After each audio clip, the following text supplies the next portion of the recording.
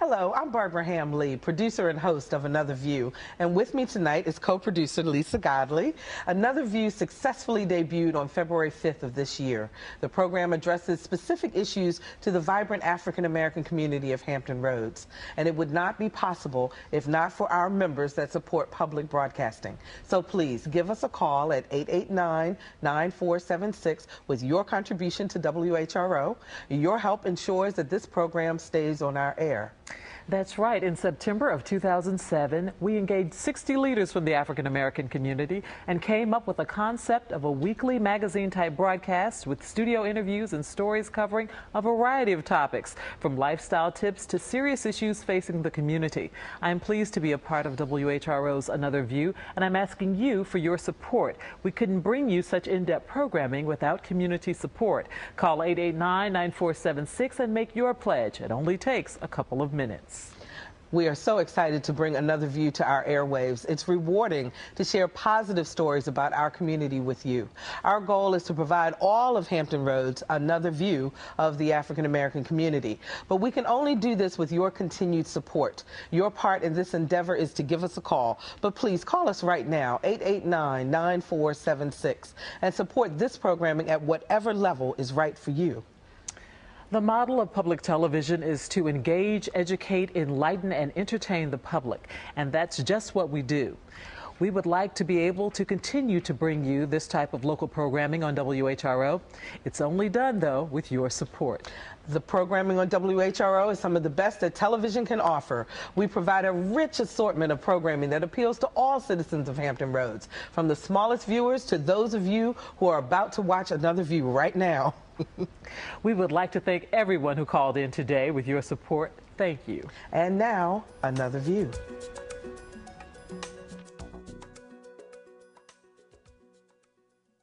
Production funding for Another View comes from the Hampton Citizens Unity Commission, using the time, talents, and skills of a broad base of citizen volunteers to help break down racial and cultural barriers, working to achieve the City of Hampton's community plan for a healthy, diverse community.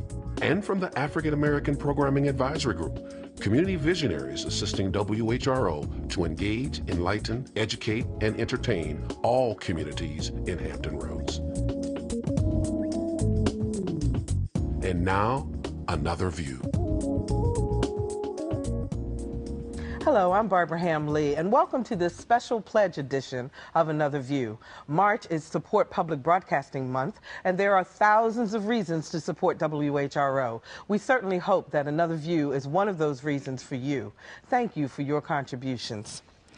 Let's talk about jazz. It's a uniquely American style of music, and you know it when you hear it. There's jazz and contemporary jazz and smooth jazz and a move afoot to make sure that the art form continues into the future.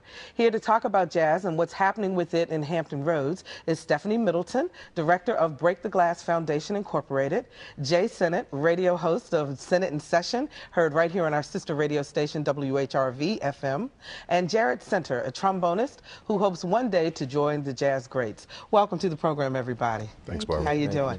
Jay, I'm going to start with you because there's always this discussion about, it's kind of like jazz, you know it when you hear it, but what is the true definition of what jazz is all about?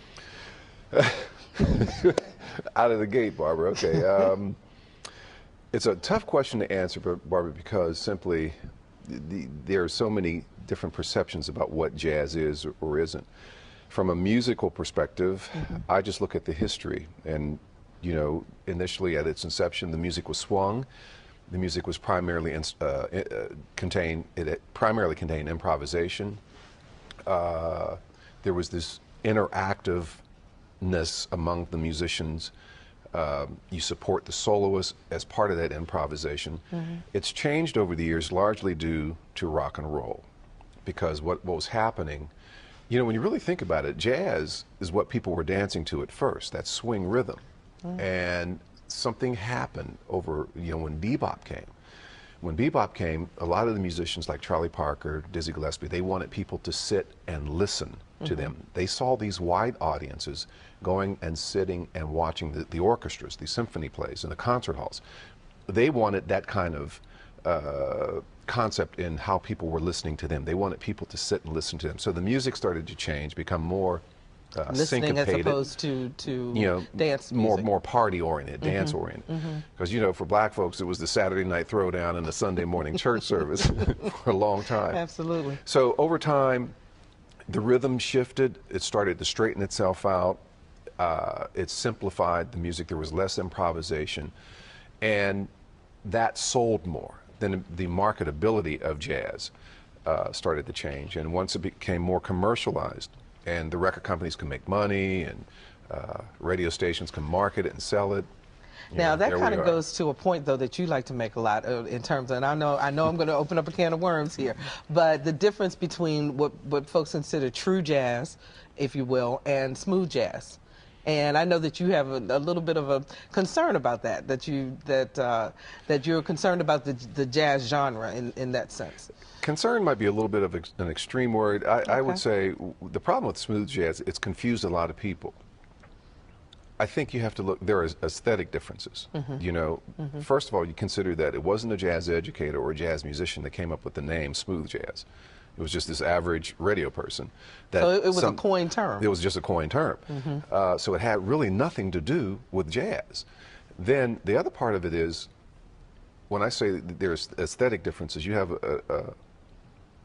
there's music for commerce that is designed specifically for commerce and entertainment. Then you have music that is designed for art. And I think that's the fundamental difference between smooth jazz and what I would term jazz. Okay, and you are a jazz musician yourself. You have the Jae Sinnett Trio, and I think we have a clip. Let's listen to a little bit of Jae's music.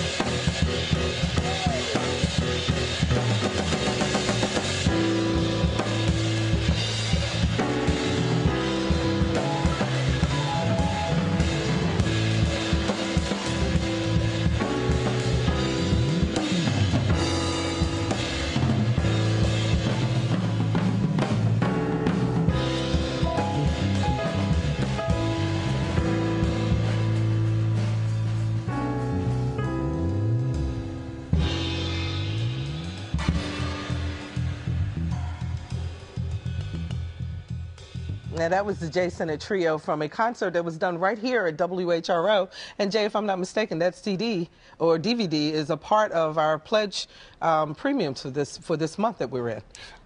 Yeah, Barbara, and they won't be dancing to that track. But, absolutely.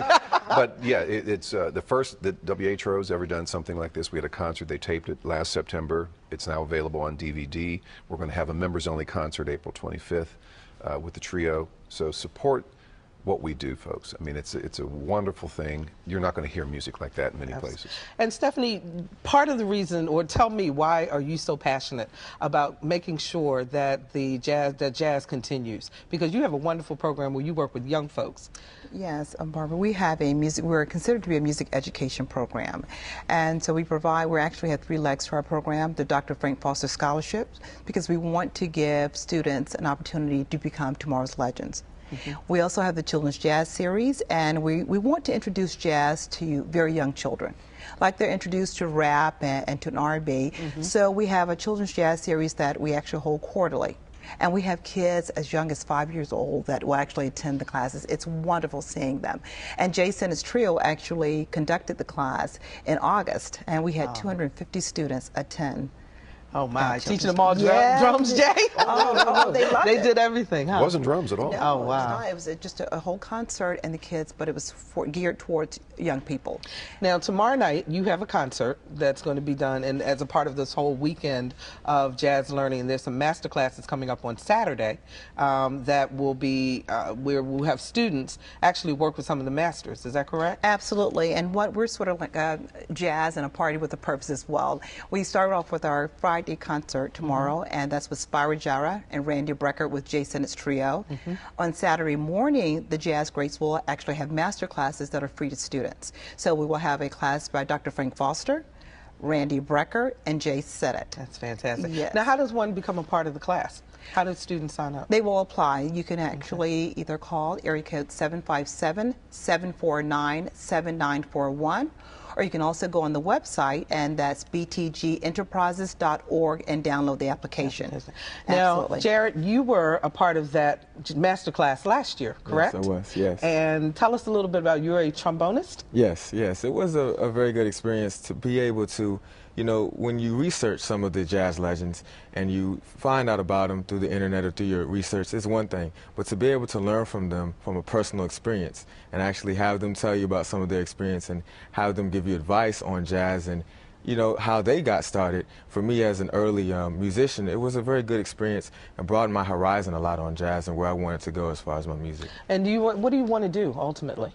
Well, ultimately, I want to continue to play the trombone, because even if you don't choose to do music as a profession, I've always felt that playing music is very good for, you know, human life in general, because it's something that we all enjoy, and to be able to play it, I think is something that's important to continue to spur on a good human life. What do you think was what is the lesson you learned, or the thing that stuck out most in your mind from last year's master class?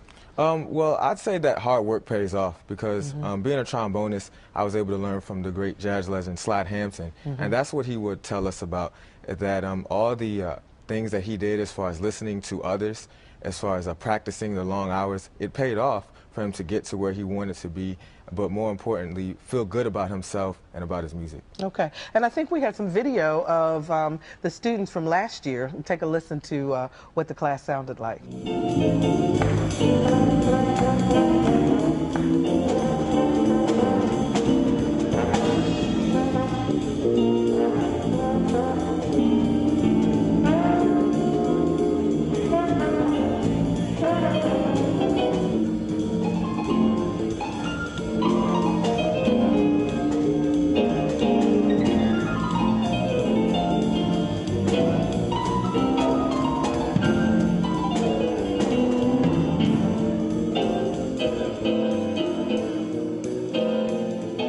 That's incredible. They sound so good. That is just, it's awesome to see. But Stephanie, last year you had Freddie Hubbard as one of your instructors. Is that correct? Yes. And he passed away recently. Yes, he did. How have you heard from the students? Have you heard what kind of impact that may have had?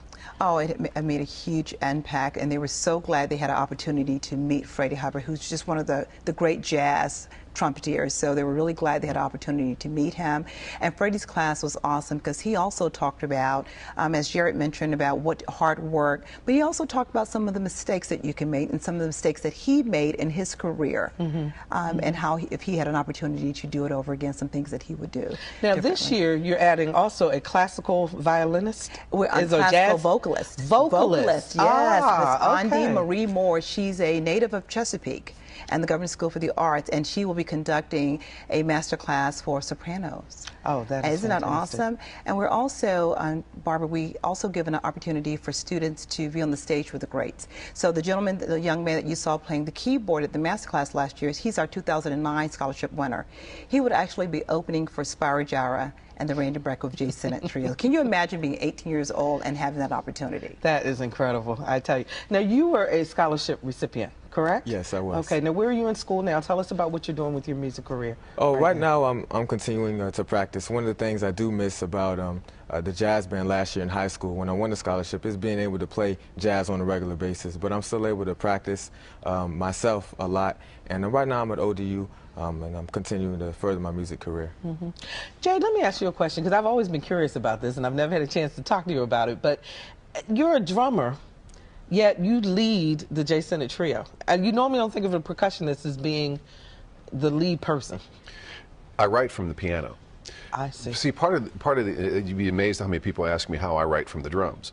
But it's as a drummer, you're usually relegated to the perpetual sideman position, you know, the timekeeper.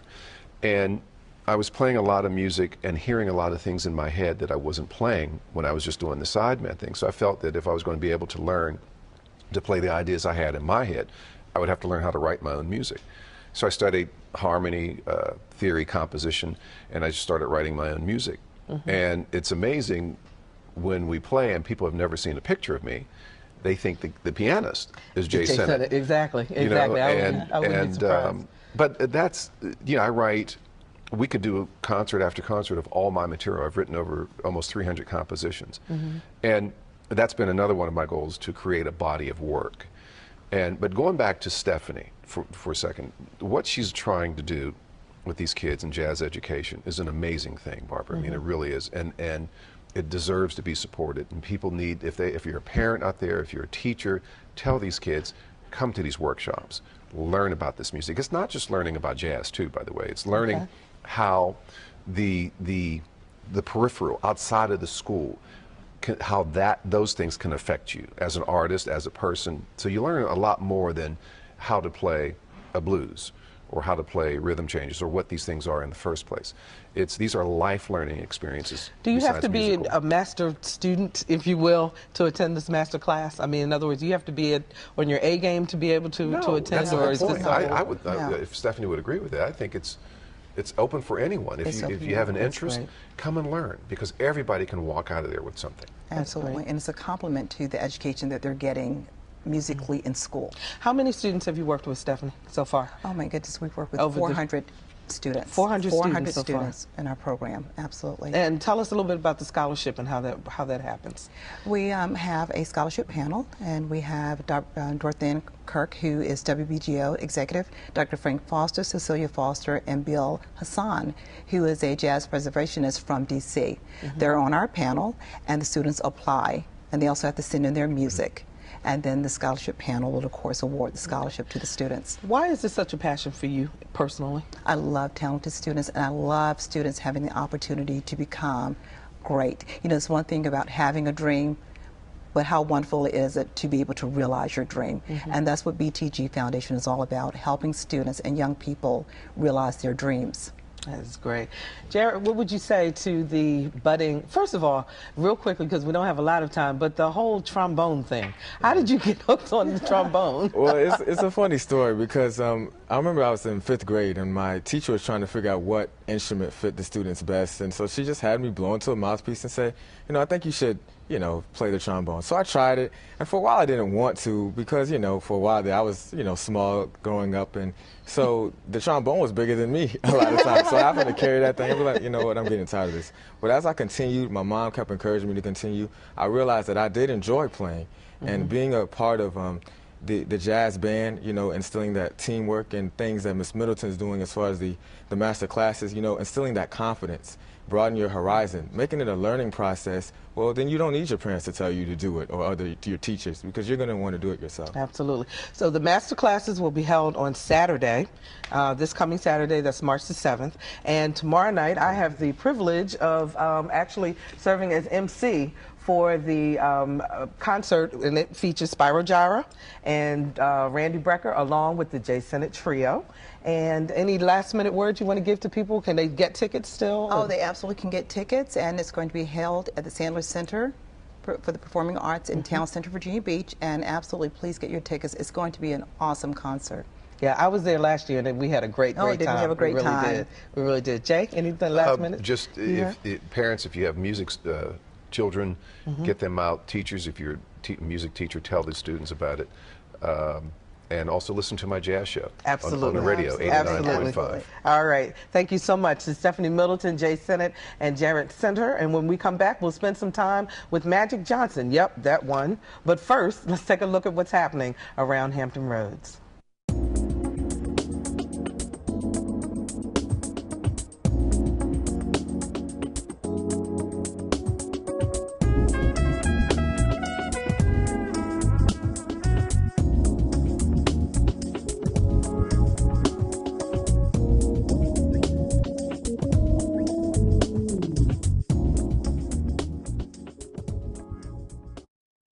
Welcome back. Recently, Magic Johnson was here in town, spending some time not with the basketball team at Norfolk State University, but with the business students. Lisa Godley sat down with him to talk about lessons he's learned to be successful in life. Whether he's in a suit talking business with college students or on the court leading the Lakers to victory, Earvin Magic Johnson has a magic touch. The NBA Hall of Famer recently spent some time with students at Norfolk State University describing the path that led him from the basketball court to his second successful career as chairman and CEO of Magic Johnson Enterprises. So after thinking about it a lot, I said the place that I need to invest my money is really the place I grew up in, which was urban America. Johnson spoke to students prior to a book signing to promote his new book, 32 Ways to be a Champion in Business. And champion he is. Fortune magazine lists Johnson's net worth at about $800 million. It's so important when you're starting a business, you must know your customer. So the number one thing you got to decide is, I got to get a business that everybody's going to want to come to. Magic Johnson says one thing he'd like readers of his new book to take away with them is a lesson his father taught him, and he shared that with us. We had a trash hauling service, and there was some trash stuck in the ice. And so I picked up all the other trash and let that trash just stay there. I got in the truck because it was cold. So all of a sudden my door opens and he grabs me and pulls me out and takes me back to that trash that's stuck in the ice and said, look, young man, if you do this halfway, you're going to play basketball halfway. You're going to go through life doing things halfway. So you're going to take this shovel and chop this ice and get this trash out, because everything in life I want you to do it to your fullest and the best of your ability. And once he did that, that was it. Now I do everything the right way. He was talking about doing your research on things. Don't just put your money into something that you think is going to do good. Do your research first and get acquainted with it, and then make your move. I know that if I follow into his footsteps, that I can become at least halfway achieve what he's achieved, and maybe even more. Johnson combines his business sense with a sense of humor, something that kept the young entrepreneurs thinking and laughing. All right, write this down. Never hire your family. Write that down. Unless they have the expertise. Because what has destroyed more minority businesses and businesses in general is hiring your family because they think they can come in late. They think they can go into the till anytime they want.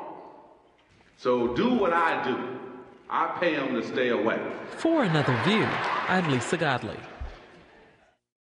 A footnote to last week's Another View program, where we talked about unemployment and surviving the dreaded pink slip. One of our guests was Will Leviste, author of Fired Up, How to Win When You Lose Your Job. Will gave us some great advice on how to survive when you are laid off. Unfortunately, Will has had to take his own advice. The day after we taped that broadcast, the Virginian Pilot announced it was ending Mix magazine. Will was the editor of this multicultural publication. I've spoken with Will. He says to let our viewers know that he's doing fine, and he's exploring his options for his next career move. We'll see you in 2 weeks for the next edition of Another View. Good night, everybody. For Another View comes from Hampton's 400th Anniversary Committee and the Hampton Neighborhood Commission, partnering with neighborhoods throughout the city, working hand in hand to create vibrant places we are proud to call home and celebrate.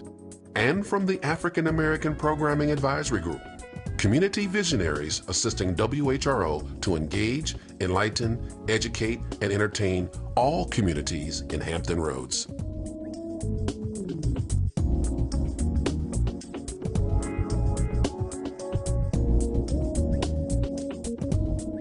Hello again, I'm Barbara Ham-Lee, producer and host of Another View, and with me is co-producer Lisa Godley. We hope you have enjoyed tonight's episode of Another View. Your membership has made it possible to bring you this type of quality programming. WHRO relies on the financial support of viewers like you and me to help broadcast this show. In fact, a very large part of our budget comes directly from individuals in our community. That's what makes public broadcasting so unique. If you look back at the past couple of years, the WHRO staff has produced some incredible award-winning programs like Civil War in Hampton Roads, Parts 1, 2, 3, and our final project, Part 4. Phil-Am TV, a look at the Filipino culture and what matters with Kathy Lewis. We're asking you to support WHRO so we can continue our efforts to bring you quality programming now and throughout the year.